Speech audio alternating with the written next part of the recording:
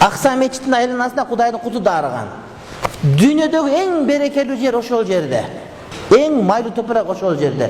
Эмнеге жөөттөр талашат анткени ошол жерде жашагандар эч убакыт ачка болбой турган жерлер. Жерлердин көп берекеси билесиңер, суун кирип кете берет, кыян болот, башка болот. Ал жерде алчаны жеп туруп пу деп денегин түкүрүп койсоң эртең өсүп чыга турган жер.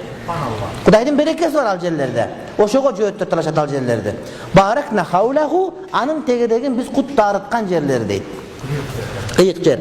Акса мечити эмне? Палестинадагы ыйык Ал-Акса мечитине.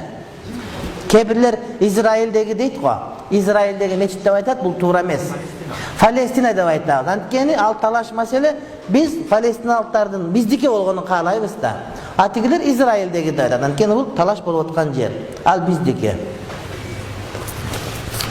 Кудай Таала ошол жерге фатих болуп барган насип кылсын. Амин.